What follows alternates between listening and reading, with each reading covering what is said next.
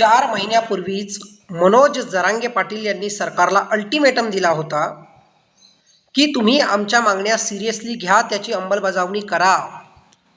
परंतु सरकारला असं वाटलं की मनोज जरांगे पाटील यांच्या पाठीशी आता कोणी उरलेलं नाहीये. मनोज जरांगे पाटील आता काहीही बोलले, काहीही झालं तर त्याचा काही परिणाम होणार नाही. आणि आता समजा मनोज जरांगे पाटील मुंबईला कूच त्यांनी केलेली आहे. तुम्ही पोलिसांचा बंदोबस्त केलाय, मोठी भाऊगर्दी पोलिसांची झालेली आहे. यंत्रणा पणाला लावण्याचं काम महाराष्ट्र शासन करतंय. एवढं करत असताना सरकारला हाच प्रश्न आहे. देवाच्या प्रार्थनेने, छत्रपती शिवाजी महाराजांच्या आशीर्वादाने काही तसं घडणार नाहीये, परंतु काही यंत्रणा विस्कळीत झाली किंवा काही नको ते घडलं तर जबाबदार कोण? तर जबाबदार असतील महाराष्ट्राचे मुख्यमंत्री आणि महाराष्ट्राचं सरकार. जरांगे पाटलांना तुम्ही जबाबदार धरू शकत नाही. तुम्ही त्यांना सिरियसली घ्यायला तयार नव्हता, परंतु आले ना जरांगे पाटील. लाखोच्या काय कोटीच्या संख्येने आलेले दिसतात.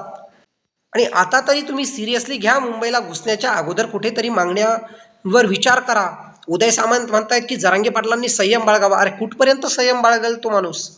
संयमाचा काहीतरी अंत असतो. संयमाला देखील मर्यादा असतात. उदय सामंत, हे जे काय होतंय याला देवेंद्र फडणवीस जबाबदार आहेत. एका समाजाची जिरवायची. महाराष्ट्राला मुख्यमंत्री आहे का नाही हाच मोठा प्रश्न आहे. काय तर म्हणे मी फक्त ओबीसीचा मुख्यमंत्री आहे, आमचा भाजपचा DNA ओबीसी आहे, मराठ्यांची मतं चालतात. तुमची लोक कशाला येतात मराठ्यांच्या दारी? मग ओबीसी तुमचा DNA आहे तर मराठ्यांच्या दारी येऊ नका, मतं मागू नका. स्पष्ट सांगून टाका, आम्हाला तुमची मतं नको आहे, आम्ही हे गृहीत धरलंय. ऐन निवडणुकीच्या वेळेस हिंदुत्वाच्या गप्पा करता, मतदान घेता आणि निवडणुका झाल्या की तुम्हाला ओबीसी DNA आठवतो. ओबीसी बांधवांवर, सामान्य बांधवांवर आमचा रोष निश्चितच नाही, ते आमचेच बांधव आहेत. परंतु तुमच्यासारख्या एक पदरी चालणाऱ्या महाराष्ट्राच्या मुख्यमंत्री पदावर बसलेल्या व्यक्तीची आम्हाला कुठेतरी चिंता आहे की तुमचं राजकारण यामुळे संपेल आणि मराठेच तुमचं राजकारण संपवतील. विचार करा फडणवीस. काही परिस्थिती विस्कळीत झाली तर जरांगे पाटील नाही तर तुम्ही आणि फक्त तुम्हीच, देवेंद्र फडणवीस जबाबदार असतील, यात तीळ मात्र शंका नाही.